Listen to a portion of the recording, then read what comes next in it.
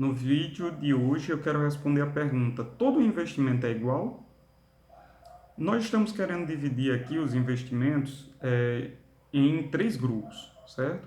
Em outros vídeos a gente já dividiu os investimentos em grupos diferentes, métodos diferentes de análise, mas é a primeira vez que eu vou tratar desses investimentos a partir dessa divisão.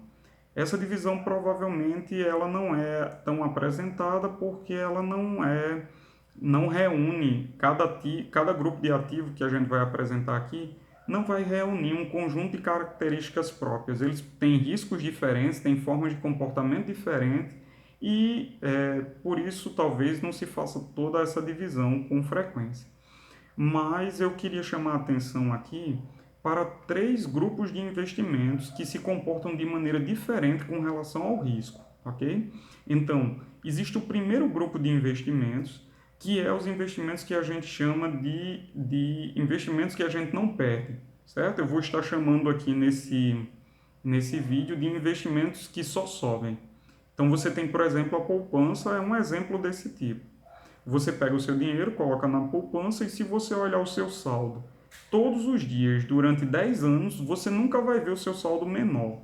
Sempre o saldo vai ser igual ao anterior ou maior do que o anterior. Tem investimentos como, por exemplo, no Tesouro Direto, o Tesouro Selic, que é um título público, né? Você empresta dinheiro ao governo. Se você olhar esse título todos os dias, você vai ter todos os dias saldo diferente e todos os dias o seu saldo vai ser maior. O Tesouro Direto, então, é um investimento do primeiro grupo, o grupo aqui, em que você não vai ter oscilações para mais e para menos com relação ao seu patrimônio, certo? Então, esse investimento ele pode ser ideal para pessoas que querem ver o seu patrimônio crescer.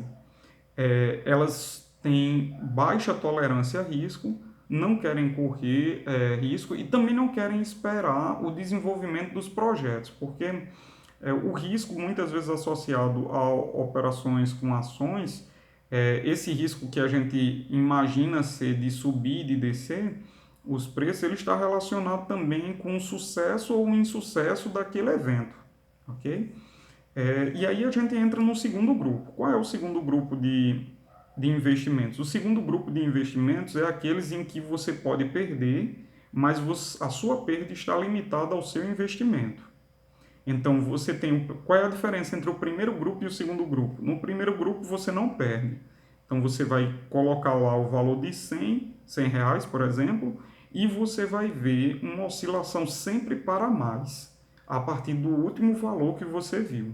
Então, se você for colocar 100 reais, você vai ver 100 reais e 10 centavos, 100 reais e 20 centavos, 100 reais e 30 centavos, e assim sucessivamente, de forma contínua. Sempre você vai ver os seus investimentos crescerem. No segundo grupo, você tem investimentos em que eles sobem e descem, mas a descida dele, a descida máxima dele, está limitada ao capital que você aplicou nele. Então, o seu risco com aquele investimento está limitado à sua participação naquela atividade.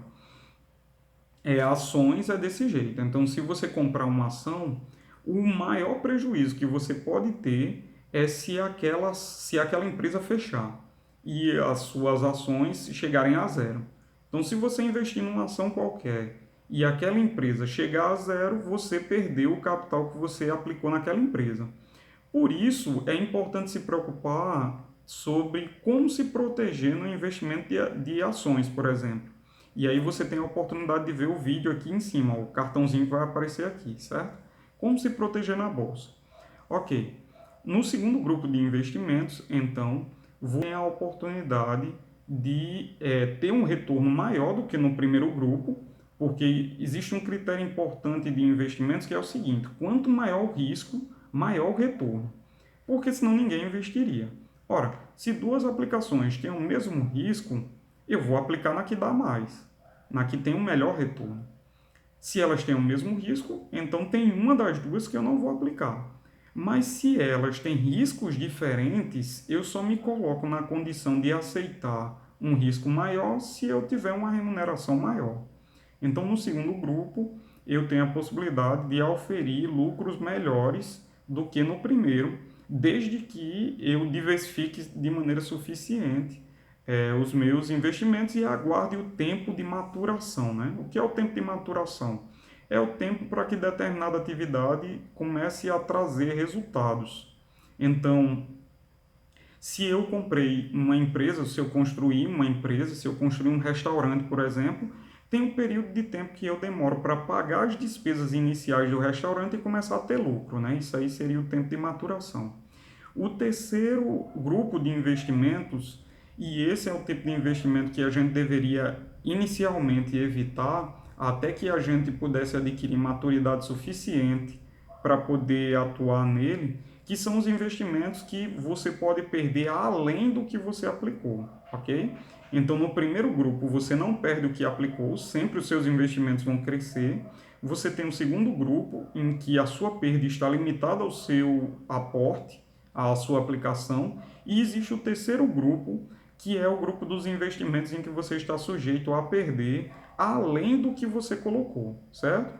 Então, há operações que são de tal maneira estruturadas, são investimentos de natureza complexa, em que você teria que você precisaria ter um conhecimento maior para poder investir neles, especialmente porque o grau de estruturação deles é tal que você pode ser levado a perder patrimônio que você não aplicou ou que talvez até você não tenha, ok?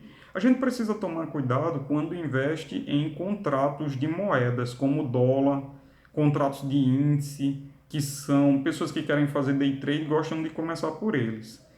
Quando a gente investe em mercado a termo, então a gente precisa tomar cuidado com esses três grupos de opções de investimentos, esses três grupos de investimento. E aí, por esse vídeo é isso, até a próxima.